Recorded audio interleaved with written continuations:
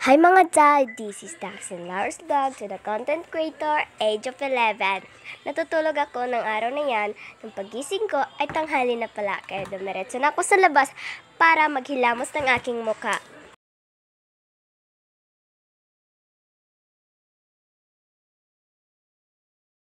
Ayan na nga at naghilamos na nga ako dyan. Habang ako naghihilamos ay nakita ko mga bata na magsasaya naglalaro doon sa harapan ko. Pagkatapos ko maghilamos ay pumunta na nga ako sa labas para bumili ng merienda. Pinunasan ko na nga ang aking muka ng aking mga kamay. Lalakad na nga ako patungo sa aking pupuntahan. Kasi malapit lang naman yung aking pupuntahan, bibili lang ako ng merienda. Habang ako'y patutungo sa aking pupuntahan ay nakasalubong ko ang aking mga kaibigan, sina Azelme at si Mian. Sabay na nga kaming pupunta sa labas para bibili ng merienda dahil bibili daw sila ng merienda sa labas kaya sabay na nga kami. Ayan ay pupunta na nga kami doon sa aming pupuntahan. Kapit na pala ang aming pupuntahan. Pinos ko na nga para madali. Ayan, nakabili na nga ako. Keeping lang pala ang aking bibilhin at ayan, kakain na nga ako. Binilisan ko na nga ang pagkain. Ayan na nga.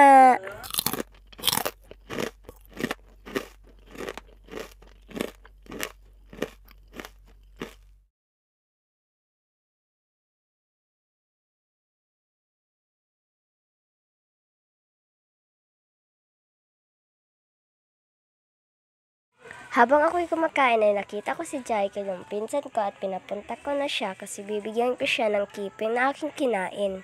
Nung lumapit siya ay sobrang tuwa-tuwa niya kasi bibigyan ko siya ng pagkain sa ayan. Tignan niyo naman ang reaction niya. Sabi ko sa kanya na kaunti na lang kasi ang tagal-tagal niyang dumating. Tignan niyo naman, may pa-react pa yan.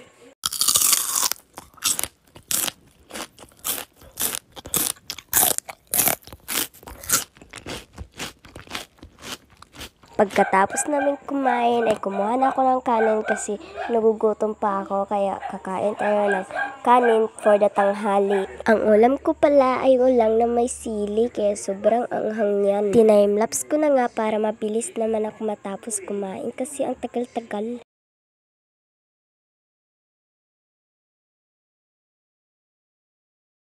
Tignan nyo naman yung reaction ko, sobrang anghang kasi kaya tiniis ko na lang kasi ang sarap ng ulang.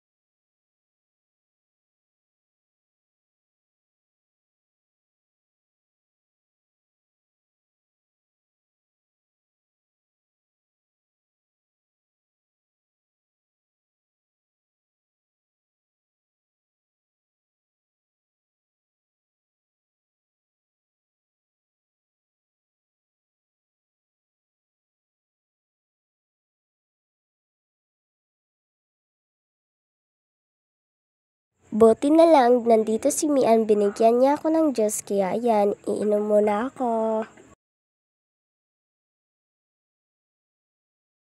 Malapit na nga ako matapos ng kumain. Kaunti na lang yung natitirang pagkain, kaya inubos ko na nga.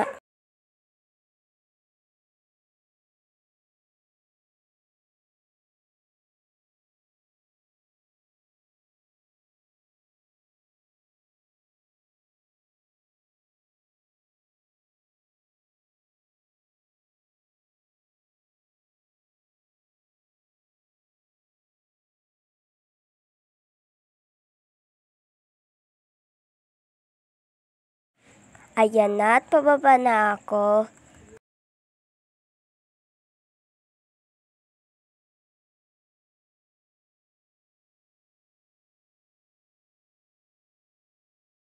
Lumabas na nga ako sa kusina.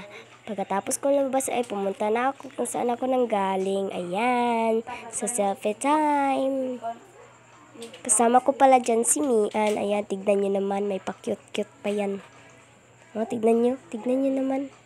Sinabihan ko na nga na si Mian na pupunta kami ng dagat. Ayan, doon kami pupunta.